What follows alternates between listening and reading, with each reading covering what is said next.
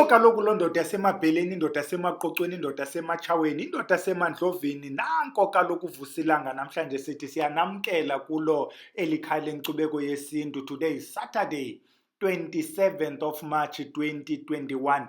Namhlanje kaloku bantu abahle, wena mntu oyijongayo lento, andani wasayibiza ntona lento noba inalo nigama. Xa ujonga i-subscription namhlanje kuthiwa si-10,000 plus.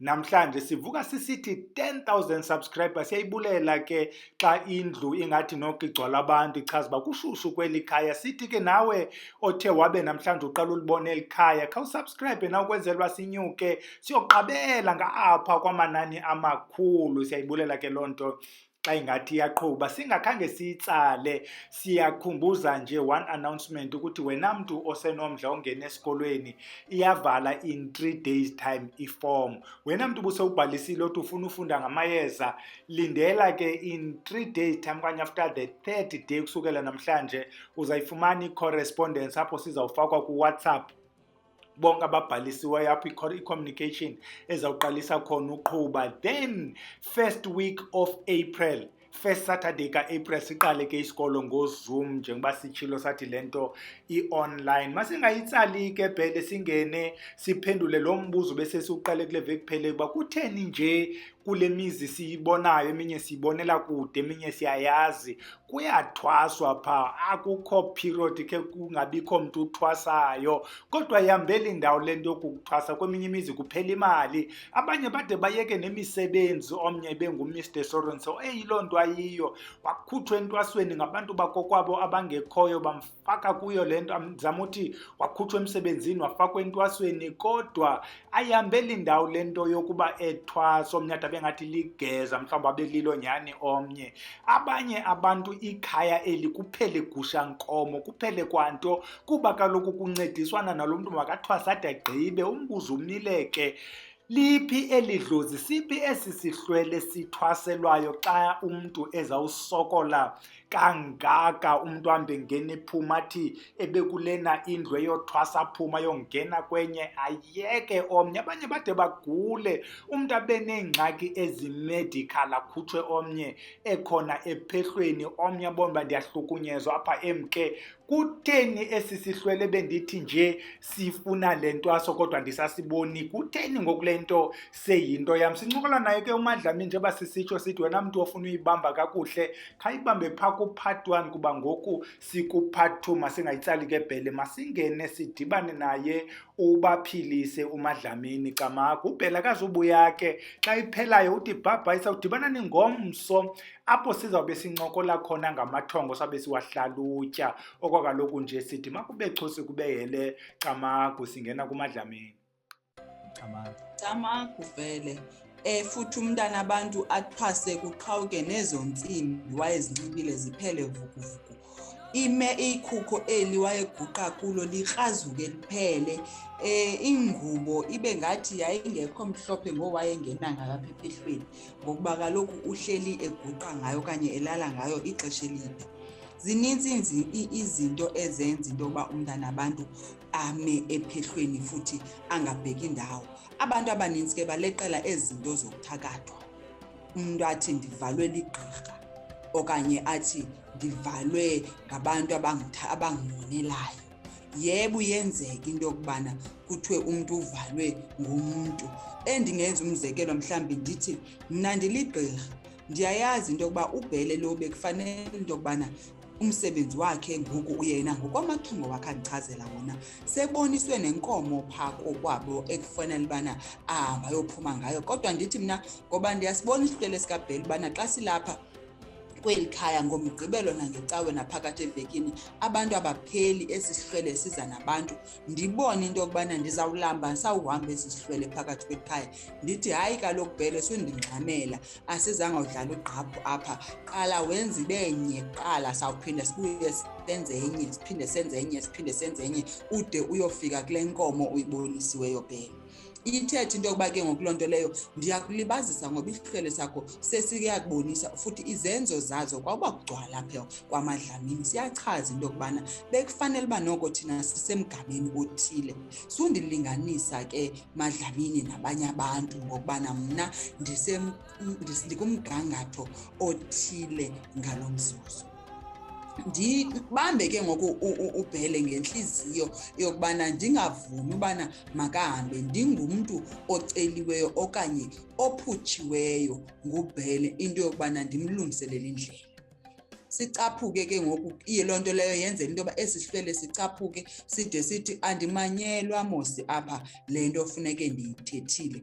Sithi sihlele mna ndindedwa ndiyahlehla phezu komntwana ufumanise ukuthi isizathu sesibini umntana akasaphuphi, umntana abantu akho yeza lingabizwayo lide libizwa nasemaqhweleni kuthiwe sicela iyeza elithile esilazi into yokubana noko liyawavula amaphupha kodwa Bhele limangasetyenziswa kungabikho thongo elifikayo ngoba kaloku phaa ethongweni sithongiswa ngamathongo.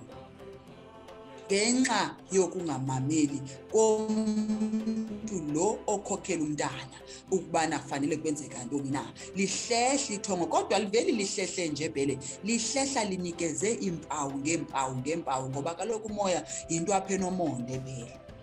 Okwesibini Bhele, phekhaya kukho abantu abanezizinto ngokwefamily ke ngoku.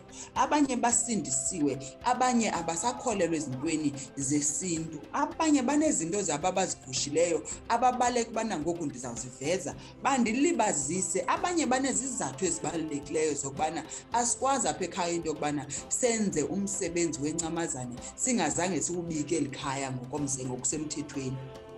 Ibe yinto futhi ebalulekileyo kodwa indilibazisa into yokubana mandingahambi into yokwenza umsebenzi endiboniswayo wencamazane ekhaya ngoba kaloku zange kwawiswa nenkukhu le phakathi kwekhaya lam ukwenzela into yokubana le mbambam iwisiweyo ibe yinto ekuvula ikhaya.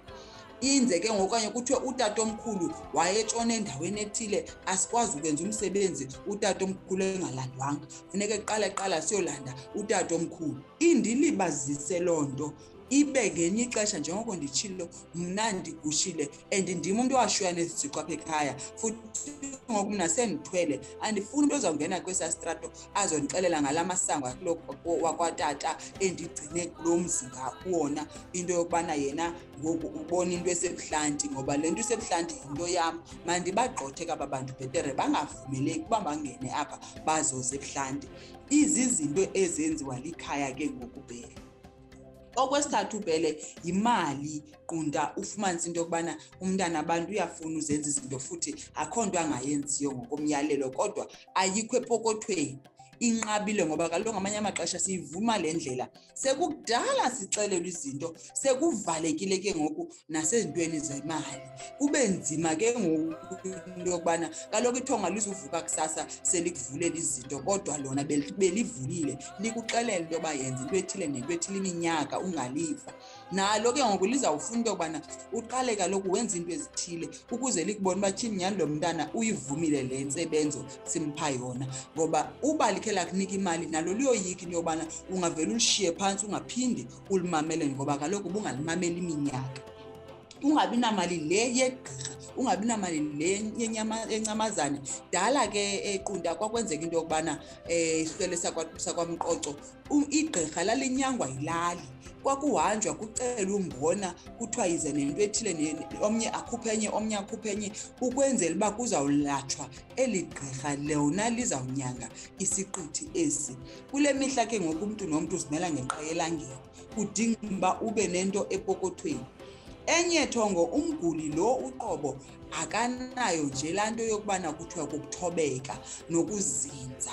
Ebenxityiswa intsimbi namhlanje kusithi uyabotshwa kulodwa kule weekend izayo yipesi engalweni yakho Bhele futhi niseDubai unxibe ezaa nto zokudada zamangesi nezo nsimbi zakhe, ngoba kaloku yena kuthi mna elami ithongo lindivumele into yokubana ndenze eli hlobo.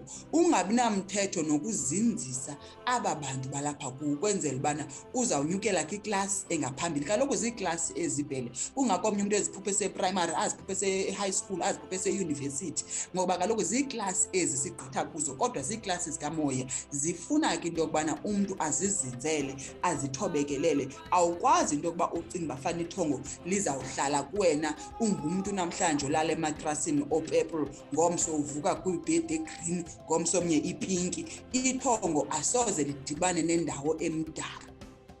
Ithongo eliphilayo alihlale endaweni emdaka phela.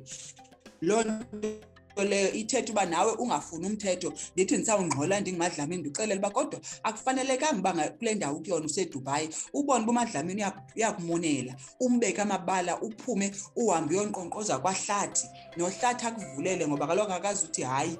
Ube ungathunywanga lithongo lakho kwaHlathi, nguwe lo ungenamthetho vele ufuna ukubaleka le nto yokubana uMadlamini ekulungisa. Okokugqibela ke vele yinto yokubana ungumntu mosiphe emakhaya sasinokhokho sithwasa mos abantu ababekhe banyathele emhlabeni. Owayemnye umntu ke ngoku wayecothoza esahamba engumntu ocubhukileyo ngokomzimba. Ufumanise uba ngoku naxa ehlala phezu kwakho uza ngokucothoza kangxami. Ithetha into yokuba ke ngoku funeka ulinde eli thongo lide likubonise ezi zinto funeke likubonise zona ukwenzela into yokubana uzawukwazi ukuliphilisa. Ndingashiyanga ke ngoku kule nto yamathongo, ngamanye amaxesha kwa eli thongo bekungafanelanga uba lo mntu uthwasile, ngokubana apha kulo mntu akho thongo manibhele. Kodwa apha kulo mntu kuhleli imimoya ebekufanele uba iyahlanjwa isuswe. Kodwa omnye umntu athi xa ibonayo xa ehlolayo athi hayi wena unedluzi, kanti ayilo thongo eli, ngumoya nje owenziweyo. Awuzubheka phi kaloku umoya, kwauba umoya ubhodle uzawuhlehla njengamaphepha xa uwalayitile akhawuleza acime. Andithi vele ifune ke ngoku into yokubana funeka ulayite ngeenkuni okanye ngamalongwe ekhaya. Ngamathongo ekhaya ke lawo xa nditshoyo, ngawo ke azawukwazi into yokubana azinze xa ngawo ekubizileyo ukwazi ukuthwasa ude uyophumela ekugqibeni. Kodwa xa ngabe uthwasise ithongo elifana nethongo lamaphepha, uyoba ngumlilo wamaphepha, ukhawuleze ucime, ngokuba kaloku bekungafanelekanga into yokubana uthwasile. Mhlawumbi bekhona nje isiko labantu bakokwenu bebelidinga phezu kwakho, kodwa ngenxa yoba omnye umntu athi xa ehlolayo abone ibhokhwe athi le bhokhwe yimvumampilo okanye yimvuma kufa yakho, kanti le bhokhwe hayi mandibele ibiyibhokhwe nje yoba wenzelwe isibhinqiso phaa kokwenu Camagu. Camagu Madlamini, kukho nale nto ukuba ubhele andithi uyathwasisa apha, ngoku ufuna uba kugcwala amathwasa apha. So wonke umuntu utyhalelwe ekuthwaseni. Sisaqhuba njalo Madlamini, ukukhumbuza nje abantu, sisathetha ngezizathu ezenza uba umntu athwase undathwasa angagqibi. Uyazitsho kuMadlamini. Nantsi ke enye into Madlamini, mhlawumbi ugqitha kule nto ubuyithetha, umntu uhambelala kwiimatrasi ngeematrasi.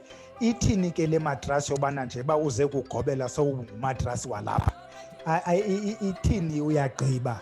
Ikuthatha ikubeke phi? Mhlawumbi siyidibanise Madlamini nento yeengxaki zaphaa kwagobela, omnye akhala ukuba ndimxapha ndisebenza nzima ndiyacofwa apha. Omnye akhala athi umntu ondinyangayo uyaphangela, ephangela nje ubuya uphela kwenyanga, so sibonana mna naye uphela kwenyanga. Ayizundilibazisa naloo nto. Mhlawumbi siyidibanise nento ethi ukuba ndimchazela into endivuka nazo uye athande ukungayihoyi lena yam, uthanda uba ibe yilena yakhe engathi kukhokhela yona, kodwa kuthunywe mna ukuba ndimxelwa makathi ke kule game. Camagu Madlamini. Camagu Qunda, ithongo xa likusemzini womntu uyogoba, kaloku siyophilisa amathongo phaa kweli khaya.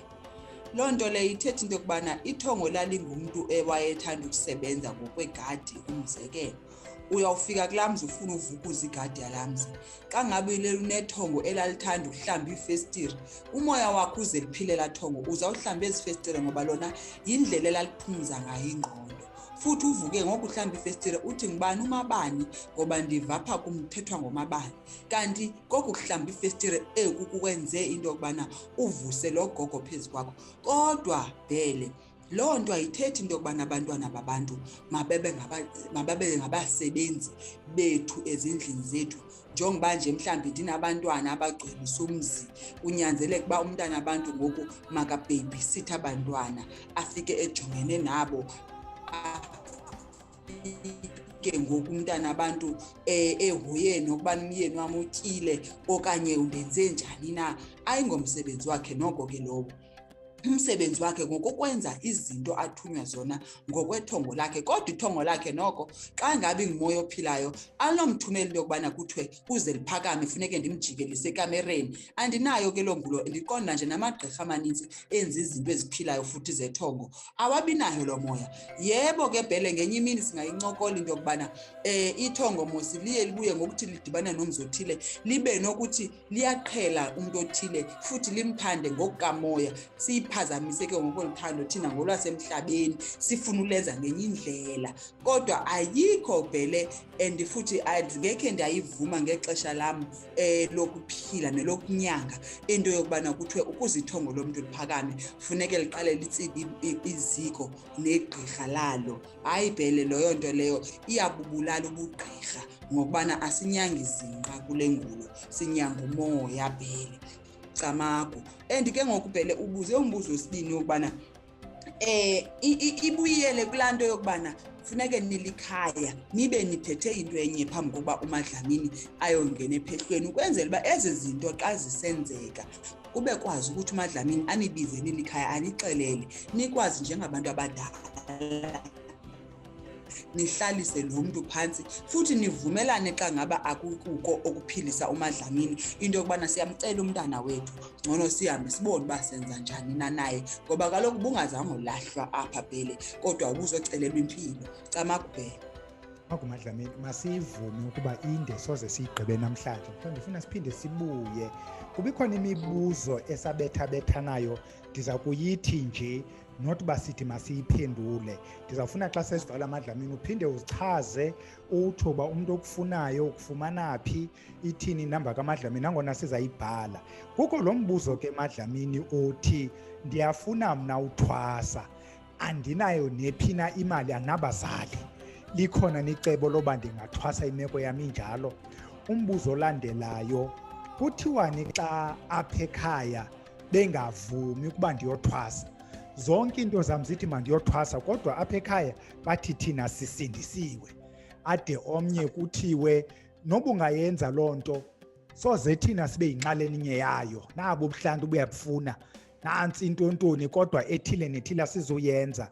Nanko omnye umbuzo Madlamini, xa mhlawumbi kusithiwa uvaliwe lidlozi, masithethe mhlawumbi ukuthi uvalwe ngulo mntu ukunyangayo, uvalile, okanye Madlamini le nto ubuyithethile isihlweleke ngoku sibhekele kuwe simkile, kuthiwa yithini? Mininzi le mibuzo, ndicinga ubana mhlawumbi masiyibeke kule nto kuthiwa we are putting them in abeyance, sawubuya ngayo sayisuspendile okwangoku, ubonisa uba mhlawumbi ifuna siphinde sabuya.